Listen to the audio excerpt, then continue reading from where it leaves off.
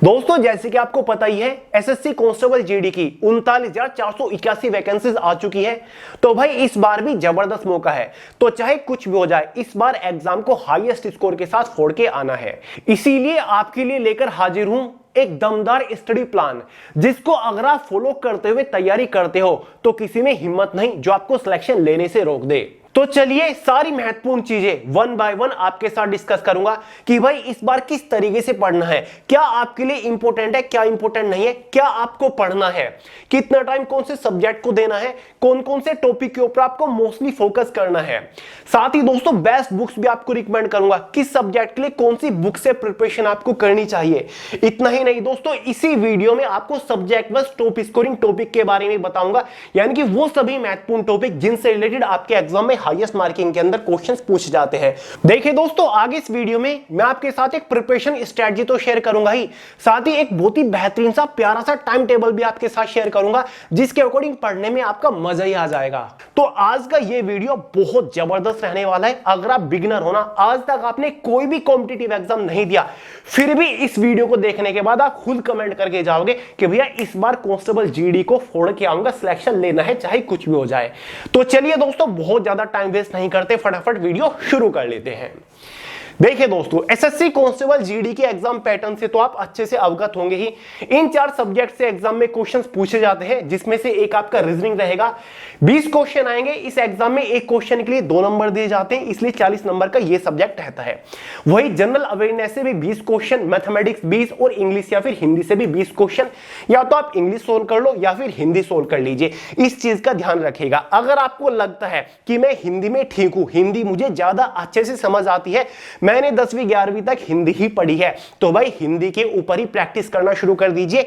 Ego के चक्कर में मत रहिए कि हाँ भाई इंग्लिश का टाइम है, इंग्लिश का जमाना है, तो मैं तो इंग्लिश के 20 क्वेश्चन सोल्व करके आऊंगा। जिसमें आप ज्यादा कंफर्टेबल होंगे ना, उसके 20 क्वेश्चन सोल्व करके आइएगा और उसी के ऊपर अभी से फोकस करना शुरू कर दीजिए। देखिए दोस्तों, जो साउथ इंडिया के स्टूडेंट है उनकी इंग्लिश ज्यादा बेहतर होती है, तो बेहतर रहेगा आप इंग्लिश के ऊपर फोकस करिए। बाकी सब कुछ आपके लेवल के ऊपर डिपेंड करता है कि अब तक आप इंग्लिश मीडियम के स्टूडेंट थे या फिर हिंदी मीडियम के स्टूडेंट थे, तो ध्यान से चूज करिएगा दोस्तों। एग्जाम में 80 क्वेश्चन होते हैं, 160 नंबर का पेपर होता है, 60 मिनट क्वेश्चन पेपर की टाइम ड्यूरेशन होती है, 0.25 मार्क्स के एग्जाम में नेगेटिव मार्किंग भी होती है। एग्जाम में सबसे बड़ा चैलेंज आपका टाइम बनता है। 60 मिनट में 80 क्वेश्चंस काफी सारे लोग सोल्व नहीं कर पाते, तो इसीलिए दोस्तों कैलकुलेशन के ऊपर फोकस करना शुरू कर दीजिएगा। आज से ही डेली 30 मिनट एक्स्ट्रा कैलकुलेशन के ऊपर फोकस करिएगा। जितना ज्यादा हो सके रीजनिंग और मैथमेटिक्स की कैलकुलेशन को बेटर कर लीजिए। फॉर्मूले और सभी लॉजिक्स अपनी उंगलियों पर लेकर आ जाइएगा। क्लियर है? साथ ही नेगेटिव मार्किंग भी काफी सारे स्टूडेंट्स को परेशान करता है। एग्जाम दे के आ जाते हैं, जब आंसर की मैच करने बैठते हैं तब पता चलता है कि आप जाने अनजाने में कितने नेगेटिव आंसर लगा के आ गए हैं। तो जितना ज्यादा हो सके नेगेटिव मार्किंग की आदत छोड़ दीजिए। जिस क्वेश्चन के ऊपर आप 100% श्योर होते हो, उसी क्वेश्चन को एग्जाम में टिक करके आना चाहिए। तो यार ये तो बेसिक सी चीज हो गई। ये एग्जाम पैटर्न है। इसके एग्जाम का complete detail syllabus subject wise topic wise PDF form में मैंने टेलीग्राम चैनल के अंदर प्रोवाइड करा दिया। वहां से पूरे सिलेबस को अपने मोबाइल फोन के अंदर डाउनलोड करके अच्छे से देख लीजिएगा, समझ लीजिएगा। देखिए दोस्तों, इसका एग्जाम जनवरी और फरवरी 2025 में कंडक्ट कराया जाएगा। कुल मिला के आपके पास टाइम काफी अच्छा है, तो तैयारियां बहुत ही तसल्ली से कर सकते हो। देखिए दोस्तों, इस स्ट्रेटजी के अकॉर्डिंग डेली आपको कम से कम 8 घंटा तो डेडिकेटेडली इस एग्जाम की तैयारी में देना पड़ेगा। दे सकते हो इतना अपने एग्जाम तक? बिल्कुल दे सकते हो। अगर आप एक डेडिकेटेड गवर्नमेंट जॉब एस्पिरेंट हो, तो आपके लिए डेली 8 घंटा प्रिपरेशन को देना बहुत बड़ा चैलेंज नहीं होना चाहिए। देखिए दोस्तों, परफेक्ट स्टडी हम किसको बोलेंगे, इस चीज का ध्यान रखेगा, क्योंकि काफी सारे लोगों को बेसिक्स ही नहीं पता। जितने भी घंटे की आप कोई भी क्लास ले रहे हो, ऑफलाइन क्लास है या फिर ऑनलाइन क्लास है, वो मैटर नहीं करता। मान के चलिए आप 1 घंटे की कोई भी क्लास अटेंड कर रहे हो, ठीक है। 1 घंटे की जो आपने क्लास में पढ़ा, उसके बाद उसका 1.5 गुना यानी कि 1.5 टाइम्स आपको सेल्फ स्टडी करना पड़ेगा। अगर आपने 2 घंटे की क्लास ली, तो उसका 1.5 गुना आपको सेल्फ स्टडी करना ही पड़ेगा। 1 घंटे की क्लास ली, 1 घंटे का 1.5 गुना कितना हो जाएगा? 2.5 घंटा हो जाएगा। तो भैया उस पर्टिकुलर चीज को आपको 2.5 घंटा पढ़ना पड़ेगा, यानी कि क्लास से ज्यादा, क्लास से 1.5 गुना सेल्फ स्टडी को जब आप दोगे, उसी को बोलेंगे हम परफेक्ट स्टडी। और ये सबसे ज्यादा जरूरी है। अगर आप केवल ऑनलाइन क्लासेस ही ले रहे हो, ठीक है, 2-2 3-3 4-4 घंटे की, तो भाई कुछ भी उखड़ने वाला नहीं है, एग्जाम को आप क्वालिफाई नहीं कर पाओगे, ये बात नोट कर लीजिए आज ही। वहीं पर अगर आप 2 घंटे की कोई क्लास ले रहे हो तो उसका 1.5 गुना सेल्फ स्टडी को दीजिएगा। कितना हो गया उसका 1.5 गुना? लगभग 3 आवर आपको सेल्फ स्टडी को देना पड़ेगा। टोटल आपका यहां पर 5 घंटे हो जाएगा। तो भाई ये जो 5 घंटे की स्टडी हुई ना, इसी को बोलते हैं परफेक्ट स्टडी। तो भाई परफेक्ट स्टडी इस बार आपको करनी है। अगर आप बिगिनर स्टूडेंट हो, आपको क्लासेस लेने की जरूरत है, तो यही फॉर्मूला आपको लगाना पड़ेगा। अगर जितनी भी आप क्लास ले रहे हो उसके 1.5 गुना सेल्फ स्टडी को दीजिएगा, ठीक है, इसे बोलेंगे परफेक्ट स्टडी। ये फॉर्मूला लग जाना चाहिए।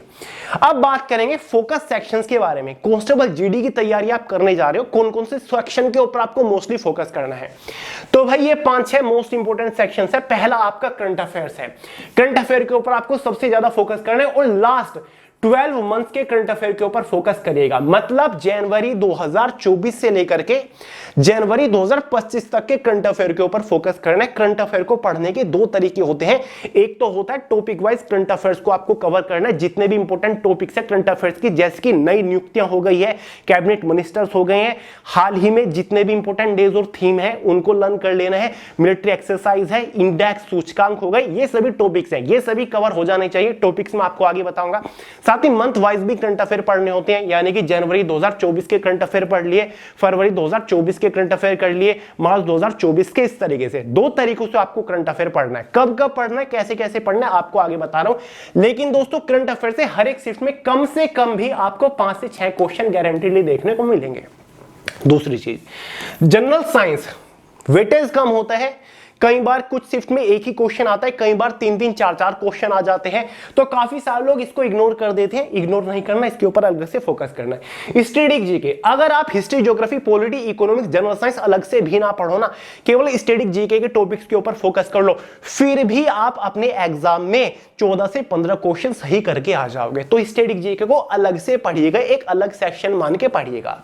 इंग्लिश वोकैबुलरी या फिर हिंदी वोकैबुलरी मोस्ट इंपोर्टेंट है। एग्जाम में हाईएस्ट मार्किंग के अंदर क्वेश्चंस पूछे जाते हैं। वोकैबुलरी भी आपकी 5-6 टाइप की होती है, जिसमें one word substitution, antonym, synonym, idiom phrase, spelling checks है। तो वोकैबुलरी के ऊपर अलग से आपको टाइम देना पड़ेगा। डेली आधा घंटा वोकैबुलरी को आपको पढ़ना पड़ेगा, ठीक है। साथ ही दोस्तों नॉन वर्बल रीजनिंग का वर्बल और नॉन वर्बल, सबसे ज्यादा क्वेश्चन नॉन वर्बल में से मिलेंगे। जो डायग्राम वाले होते हैं ना, फिगरल, ठीक है, उसके ऊपर फोकस करिएगा। 20 क्वेश्चन रीजनिंग से आ रहे हैं, तो 12 क्वेश्चन आपको नॉन वर्बल के गारंटीडली देखने को मिलेंगे। सबसे ज्यादा क्वेश्चन नॉन वर्बल से रहते हैं, तो भैया नॉन वर्बल के ऊपर ज्यादा फोकस करेगा। तो यार ये 5-6 सेक्शंस है जिनको आपको प्रायोरिटी पे रख के तैयार करना है, ठीक है। अब बात करेंगे स्टडी फॉर्मेट आपका क्या रहना चाहिए। बुक्स वगैरह आपको आगे बताऊंगा, ठीक है। एक टाइम टेबल भी आपके साथ आगे शेयर करूंगा। पहले स्टडी फॉर्मेट देखिए, किस तरीके से आपको स्टेप बाय स्टेप पढ़ते हुए चलना है। पहला सेशन, तो दोस्तों मैंने इस बार इस स्ट्रेटजी को 3 सेशंस में डिवाइड कर दिया है। Session first, session second, session third.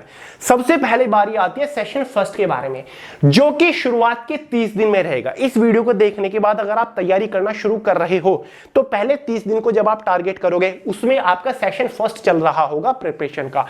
इसमें ये रहेगा आपका कॉन्सेप्चुअल सेशन, यानी कि subject wise, chapter wise, topic wise आपको कॉन्सेप्ट क्लियर करते हुए चलना है। सबसे पहले हर एक टॉपिक का बेसिक कॉन्सेप्ट क्लियर करिए।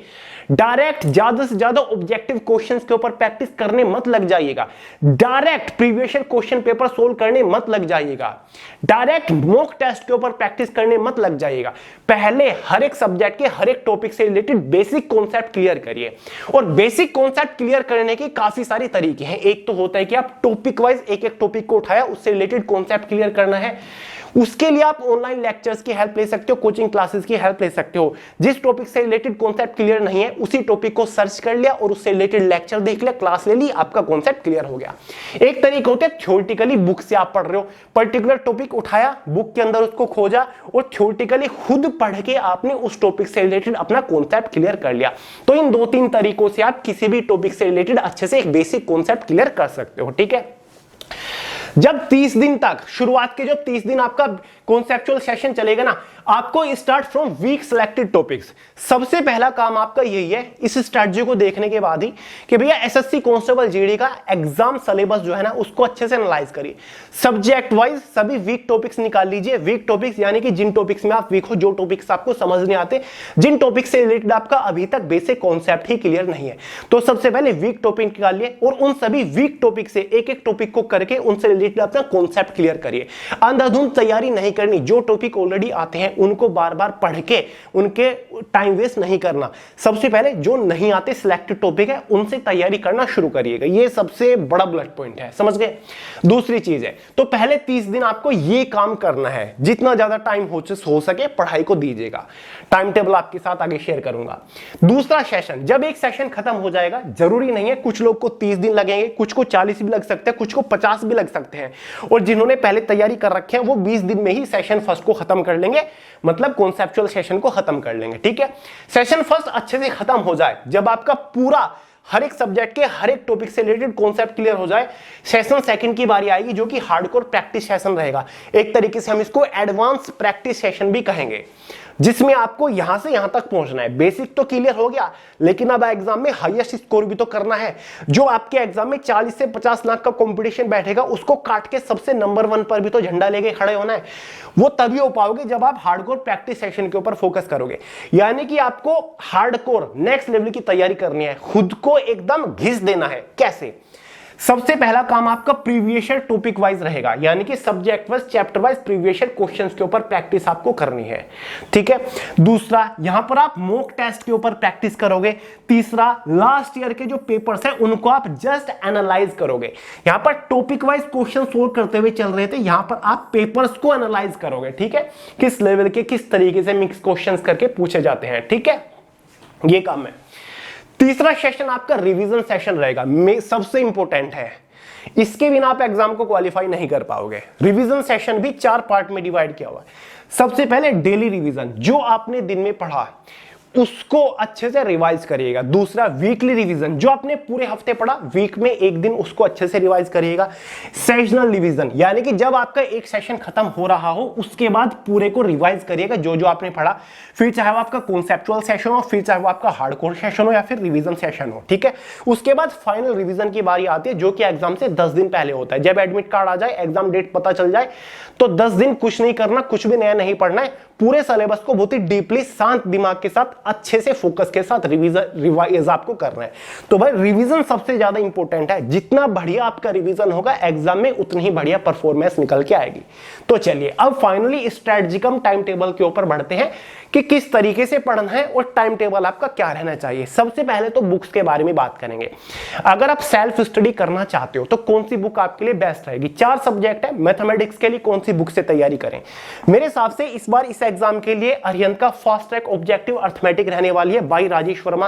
काफी बेहतरीन बुक है, सभी टॉपिक आपके कवर कर रखे, हर एक टॉपिक से रिलेटेड मैक्सिमम क्वेश्चन दे रखे प्रैक्टिस करने के लिए। सभी क्वेश्चन प्रीवियस ईयर एग्जाम में पूछे जा चुके, हर एक क्वेश्चन का डिटेल सॉल्यूशन आपको मिल जाएगा। ये जो बुक है ये हिंदी वर्जन में भी अवेलेबल है, ये आती है इस तरीके से, ये हिंदी वर्जन का है। जो भी मीडियम के आप स्टूडेंट हो उसकी आप तैयारी कर सकते हो। अगर आप हिंदी सब्जेक्ट को चूज कर रहे हो, हिंदी सब्जेक्ट की तैयारी आप ल्यूसेंट से करिएगा। इससे बढ़िया बुक मेरी नजर में हिंदी की तैयारी करने के लिए कोई और है ही नहीं, बढ़िया बुक है। वहीं पर अगर आप एक इंग्लिश मीडियम के स्टूडेंट हैं तो इंग्लिश की भी तैयारी आप इंग्लिश ल्यूसेंट की बुक से कर सकते हैं, बढ़िया बुक है। इसमें इंग्लिश को हिंदी के थ्रू समझाया हुआ है। ठीक है, जनरल अवेयरनेस की तैयारी करने के लिए वन एंड ओनली हमारी खुद की वे टू सक्सेस की बुक है, थ्योरेटिकल बुक है। साथ ही लास्ट 40 to 50 पेजेस के ऊपर स्टैटिक जीके के सभी महत्वपूर्ण टॉपिक भी कवर रखे हैं। ठीक है, पूरा कॉन्सेप्ट अच्छे से आपका क्लियर हो जाएगा। ठीक है, वहीं पर अगर आप हार्डकोर प्रैक्टिस करना चाहते हो तो चैप्टर वाइज टॉपिक वाइज आपको सबसे ज्यादा बार पूछे जा चुके जनरल अवेयरनेस के क्वेश्चंस भी मिल जाएंगे, इनके ऊपर प्रैक्टिस कर लीजिएगा, कुछ पढ़ने की जरूरत ही नहीं पड़ेगी। चौथा आपका रीजनिंग है। रीजनिंग के लिए अरिहंत की आर के झा की ये जो बुक आती है ना, बेस्ट है, ज्यादा कुछ पढ़ने की जरूरत नहीं है। इस बुक के अंदर दिए गए हर एक एग्जांपल क्वेश्चंस के ऊपर प्रैक्टिस कर लीजिएगा, आप हर एक टॉपिक से रिलेटेड कॉन्सेप्ट क्लियर कर लोगे। ठीक है, 5वीं चीज, काफी सारे लोग या फिर आगे मैं बोलूंगा प्रीवियस ईयर क्वेश्चन पेपर को एनालाइज करने के लिए, उनको सोल्व करने के लिए, तो वो कहां से लाए? ऑफलाइन मार्केट में आपको इजीली इस टाइप की बुक मिल जाएगी। मेरे हाथ में आप देख रहे हैं, किसी भी पब्लिकेशन की हो सकती है, वो मैटर नहीं करता, बस उसमें प्रीवियस ईयर का कंपाइलेशन दे रखो डिटेल सॉल्यूशन के साथ साथ। जैसे कि ये है 2023 के सभी क्वेश्चन पेपर का पेपर दे रखे हैं विद सॉल्यूशन, तो इस टाइप का कंपाइलेशन कोई भी ऑफलाइन परचेज कर लीजिएगा और उनसे प्रीवियस ईयर क्वेश्चन पेपर के ऊपर आप अच्छे से प्रैक्टिस कर पाओगे। ठीक है, जितनी बुक्स इस वीडियो में मैंने आपको रिकमेंड करी सबके ऑनलाइन परचेज करने के लिंक डिस्क्रिप्शन बॉक्स में, हिंदी और इंग्लिश दोनों ही वर्जन में, हिंदी वाले हिंदी में ऑनलाइन परचेज कर सकते हैं, इंग्लिश वाले इंग्लिश में। वैसे भी इतनी पॉपुलर बुक है, सारी की सारी ऑफलाइन मार्केट में अवेलेबल है, वहां से भी आप खरीद के तैयारी शुरू कर सकते हैं। तो सारी बुक एकदम सटीक मैंने आपको बताई, जीडी एग्जाम के लिए सबसे बेहतरीन रहेगी। ज्यादातर सेल्फ स्टडी के ऊपर ही फोकस करिएगा, जितना ज्यादा हो सके सेल्फ स्टडी के ऊपर फोकस करिएगा। लेकिन फिर भी अगर आपको ऑनलाइन क्लासेस वगैरह लेने की जरूरत है तो आप ऑनलाइन लेक्चर ले सकते हो, उसके भी मैंने यहां पर जुगाड़ कर रखा है। देखिए दोस्तों, मैंने शुरुआत में बताया था डेली आपको 8 घंटा कम से कम इस स्ट्रेटजी के अकॉर्डिंग देना पड़ेगा। पहले 30 दिन आपका कॉन्सेप्चुअल सेशन स्टार्ट होने जा रहा है और ये मंडे टू सैटरडे रहेगा। संडे में क्या करना है वो मैं आपको आगे बताऊंगा। अब दोस्तों ये जो 8 घंटे रहेंगे ना, ठीक है, 8 आवर, इनको आपको 4 टाइम स्लॉट में डिवाइड कर लेना है। ये नहीं कि 8 घंटे आप लगातार पढ़ रहे हो, 3 4 घंटे आपको लगातार नहीं पढ़ना। 4 टाइम स्लॉट में डिवाइड कर लीजिएगा, जैसे कि 2 घंटे का एक, फिर दूसरा 2 घंटे का, तीसरा और ये चौथा। देखोगे 8 घंटे हमारे 4 डिफरेंट टाइम स्लॉट में डिवाइड हो गए। सवाल उठता है कि भैया पहले टाइम स्लॉट में हमें क्या करना है। मान के चलिए आप एक बिगिनर स्टूडेंट हो, आपको क्लासेस लेने की जरूरत है, ऑफलाइन से बेटर ऑनलाइन है, फ्री क्लासेस लीजिए, यूट्यूब के ऊपर आपको बहुत सारे टीचर्स प्रोवाइड कराते हैं। तो सुबह के जो 2 घंटे रहेंगे उसमें क्या करना है, एक और चीज का ध्यान रखिएगा, एक दिन में केवल 2 ही सब्जेक्ट को फोकस करिएगा। जो सब्जेक्ट से ज्यादा पढ़ने की जरूरत नहीं है, माइंड में एंजाइटी होगी, प्रेशर आएगा, फ्रस्ट्रेशन होगा, और 2 सब्जेक्ट को आप बढ़िया से टाइम दे पाओगे। ठीक है, कोई भी 2 सब्जेक्ट आपने उठाए कि आज मैं शुरुआत कर रहा हूं मैथमेटिक्स और जनरल अवेयरनेस से, ये 2 सब्जेक्ट कवर करूंगा मैं, 8 घंटे मेरे पास है, अब किस तरीके से पढ़ना है। पहले जो 2 घंटे हैं उसको 2 टाइम स्लॉट में डिवाइड कर लीजिएगा, 1 घंटे के। मैथमेटिक्स के अंदर जो सा टॉपिक आज आप पढ़ना चाहते हो, मान के चलिए प्रॉफिट एंड लॉस, लाभ हानि आप पढ़ोगे, तो लाभ हानि से रिलेटेड आपको अपना कॉन्सेप्ट क्लियर करना पड़ेगा सबसे पहले। तो अगर खुद कर सकते हो थ्योरेटिकल पढ़ के, सॉल्यूशन देख के, एग्जांपल सोल्व करके, तो बेटर है। लेकिन अगर आपको किसी टीचर की हेल्प लग रही है तो यार कोई भी बढ़िया सा टीचर यूट्यूब के ऊपर सर्च करिए और उसका लेक्चर देखना शुरू कर दीजिए। एक दिन में ज्यादा से ज्यादा 1 ही घंटे की क्लास लीजिए, 1 घंटे में जितना उसने समझाया है प्रॉफिट एंड लॉस को उतना समझिए। ठीक है, बाकी छोड़ दीजिए, अगले दिन कल आप उसकी क्लास लीजिएगा। फिर आपके पास 1 और घंटा है, आपने डिसाइड किया था कि मैं जीएस भी पढ़ूंगा, तो 1 घंटे में जीएस की जो भी आप टॉपिक पढ़ना चाहते हो, जिसमें भी आप वीक हो, उसी टॉपिक को सर्च कर लिया और उसकी 1 घंटे की मैक्सिमम क्लास ले ली। ठीक है, बेसिक कॉन्सेप्ट क्लियर हो गया, टीचर ने आपको समझा दिया, नोट्स वगैरह आपने क्लास में बना लिए। अब बारी आएगी सेल्फ स्टडी की, तो 1 दिन में 2 ही घंटा ज्यादा से ज्यादा आपको ऑनलाइन क्लासेस लेनी है बेसिक कॉन्सेप्ट क्लियर करने के। ठीक है, उसके बाद 1-1.5 घंटे का बीच में गैप ले लीजिएगा। यहां पर आपने 2 घंटे की ऑनलाइन क्लासेस ले लिया, 2 सब्जेक्ट आपके कवर हो गए। अब बात आती है सेल्फ स्टडी की, 2 घंटे फिर से आपके पास है। अब उसमें जो आपने 1 घंटा क्लास में पढ़ा था, जो टॉपिक आपने पढ़ा था, उसी टॉपिक को खुद बुक में खोलकर बैठ जाइए और एक नोटबुक ले लीजिए और उसी टॉपिक से रिलेटेड क्वेश्चन सोल्व करने की कोशिश करिए, एग्जांपल सोल्व करिए, सॉल्यूशन देखिए, क्वेश्चंस को समझने की कोशिश करिए। ठीक है, और शुरुआत में ही बताया था कॉन्सेप्चुअल सेशन में केवल वीक टॉपिक से आपको शुरुआत करनी है, जो टॉपिक नहीं आता उन्हें आपको सबसे पहले पढ़ना। ठीक है, 2 घंटा आपके पास है, डेडिकेटेडली मैथमेटिक्स को 2 घंटा आपको देना है। क्लियर है, समझ गए। मैंने बताया था ना, 1 घंटे की अगर क्लास ले रहे हो तो उसका 1.5 गुना सेल्फ स्टडी को देना पड़ेगा। 1 घंटे की यहां पर आपने मैथ की क्लास ली तो यहां पर कम से कम 1.5 घंटा तो आपको सेल्फ स्टडी को देना पड़ेगा। लेकिन यहां पर आपके पास 2 घंटे हैं तो बिंदास 2 घंटे आप दे सकते हो। ठीक है, तो यहां पर जो आपने क्लास में पढ़ा था उसको खुद पढ़िए, बुक खोल के क्वेश्चंस को सोल्व करिए, नोट्स वगैरह बनाइए और केवल आपको सेल्फ स्टडी करनी है।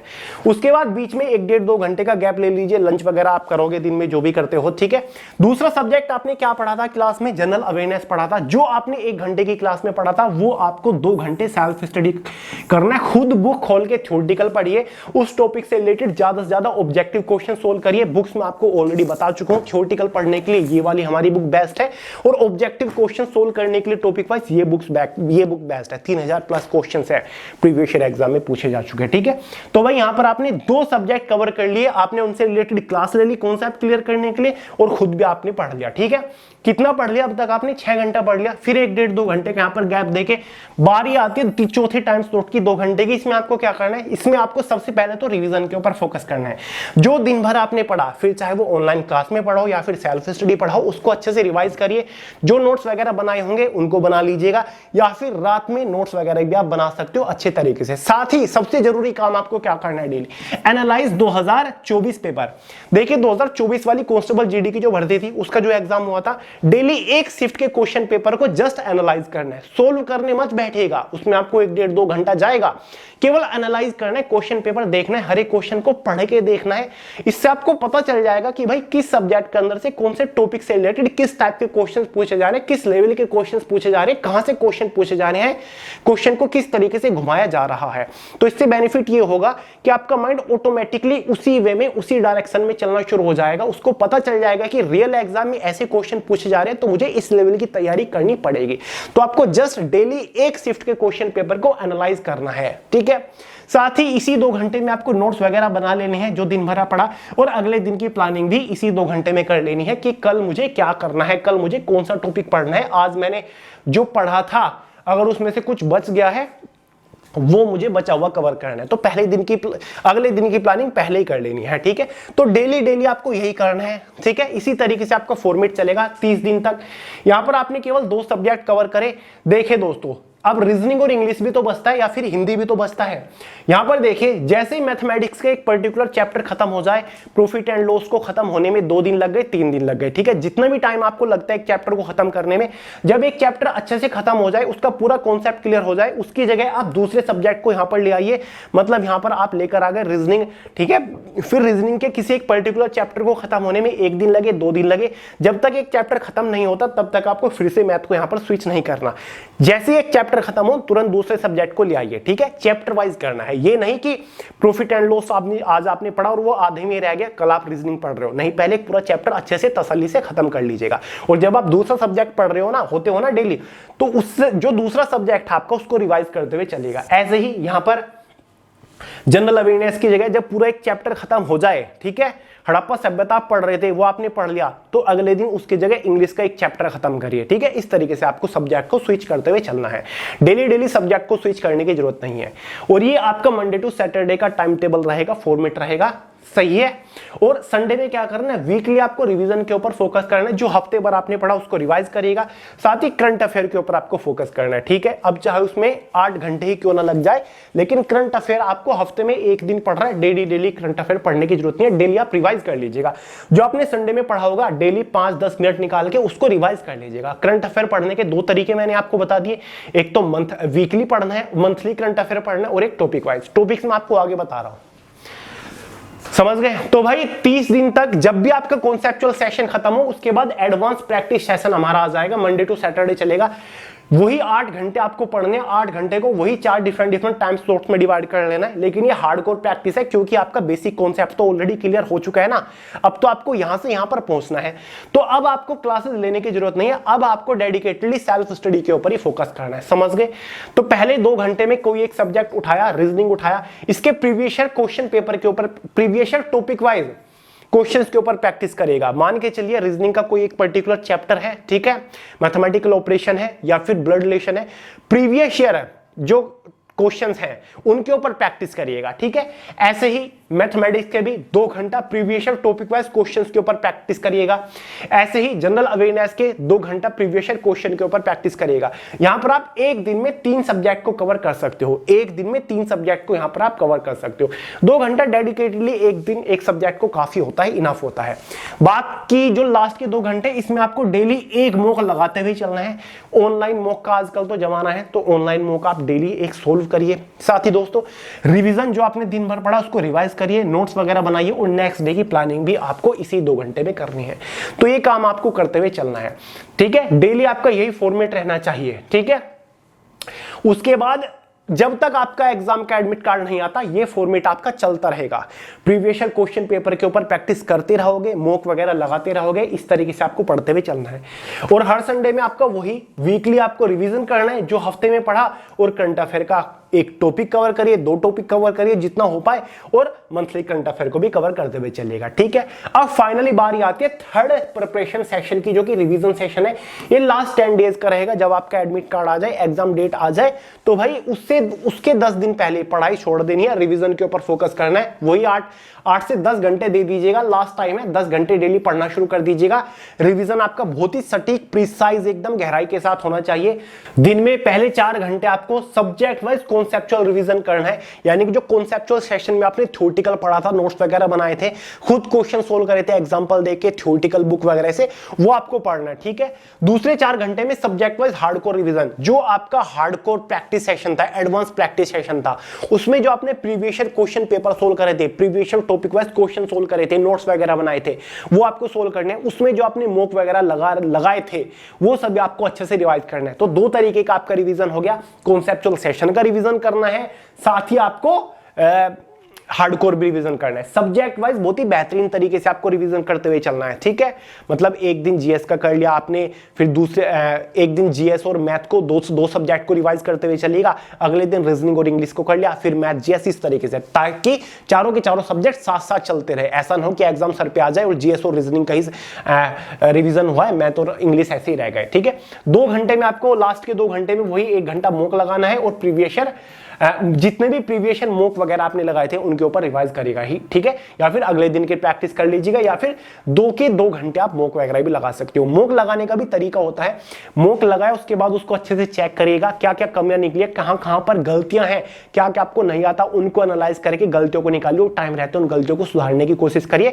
यानी कि जिस टॉपिक के क्वेश्चन आपसे सोल्व नहीं हो रहे, ठीक है, आज मॉक लगाया, पता चला कि यार इंग्लिश में इस टॉपिक के क्वेश्चन मेरे दिमाग में नहीं घुस रहे हैं, या फिर वोकैबुलरी में मैं वीक रह गया हूं, सॉरी, ठीक है, तो उसी टॉपिक के ऊपर नेक्स्ट डे सबसे ज्यादा फोकस करेगा, ठीक है। मॉक लगाने से आपको एक सही डायरेक्शन मिल जाती है। तो ये आपका रिवीजन रहेगा। रिवीजन फिर से बता रहा हूं, ज्यादा फोकस करिएगा रिवीजन के ऊपर।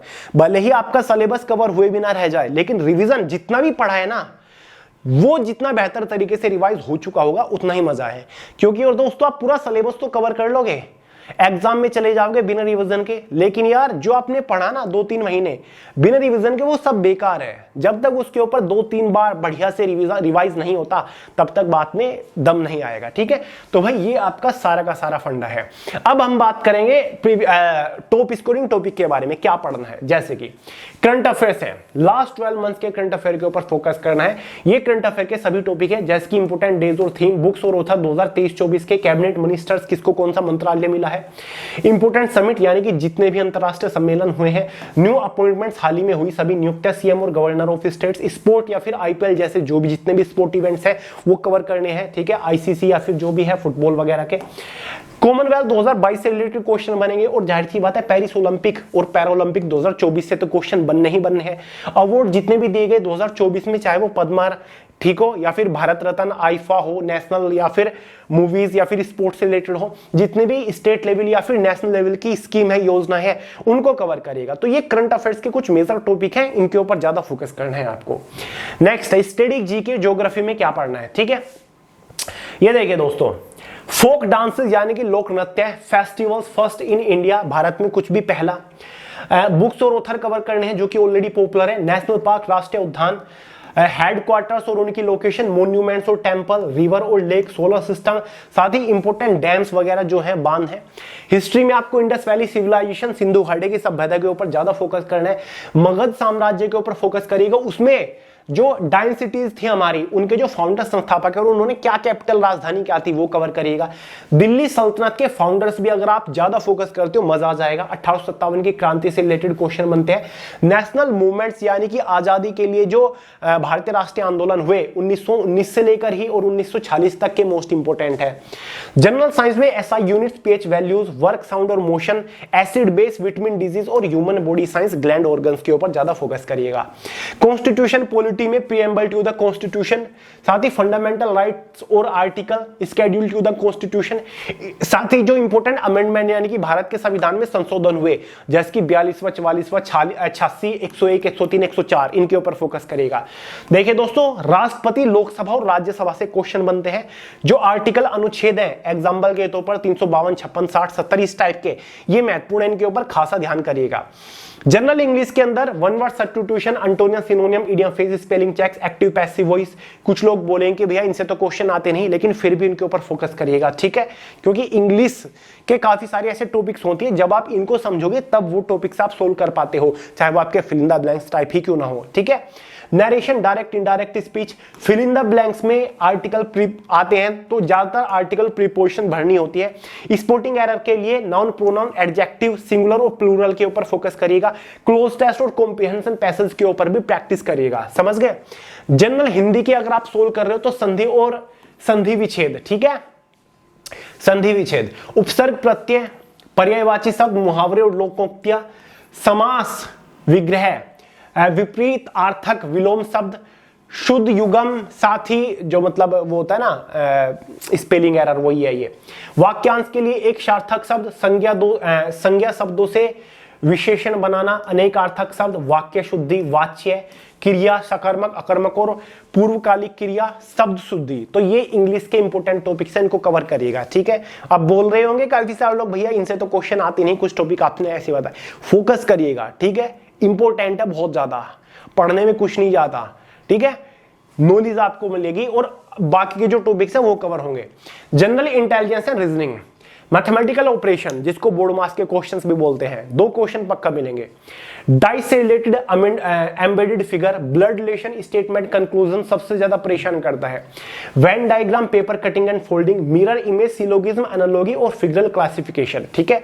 फिगरल क्लासिफिकेशन नॉन वर्बल में सबसे ज्यादा पूछा जाता है। फिर से बोला हूं, नॉन वर्बल का एक भी टॉपिक नहीं बचना चाहिए, पूरी की पूरी नॉन वर्बल रीजनिंग आपको चाट के डाल देनी है, ठीक है।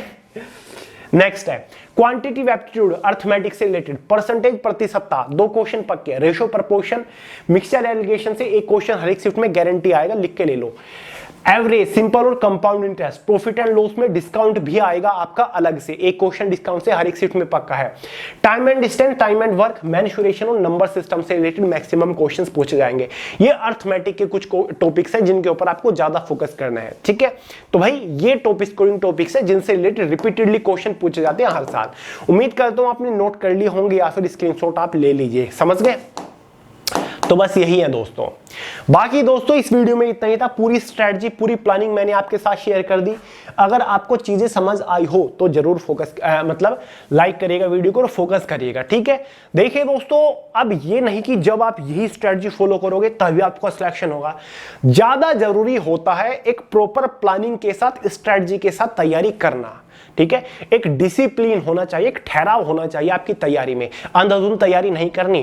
पहले एक प्रॉपर प्लानिंग कर ले, अपने अकॉर्डिंग कर लो, या फिर जिस टीचर के ऊपर आपको भरोसा है, जो टीचर आपको अच्छा लगता है, समझाया हुआ पसंद आता है, उस टीचर की स्ट्रेटजी को आप फॉलो कर सकते हो। लेकिन एक सटीक डायरेक्शन होना बहुत ज्यादा जरूरी है, समझ गए। तो भैया ये मैंने आपको एक स्ट्रेटजी बता दी बेहतरीन सी, इससे आप एग्जाम को बहुत ही इजीली क्रैक कर सकते हो मेरे हिसाब से, तो अगर आप तैयारी के ऊपर फोकस करते हो स्ट्रेटजी के अकॉर्डिंग। तो चलिए इस वीडियो में इतना ही था, पसंद आई हो लाइक करिएगा, दोस्तों के साथ शेयर करिएगा, चैनल को सब्सक्राइब करना मत भूलिएगा। मिलते हैं अगली वीडियो में बहुत ही जल्द, तब तक के लिए जय हिंद।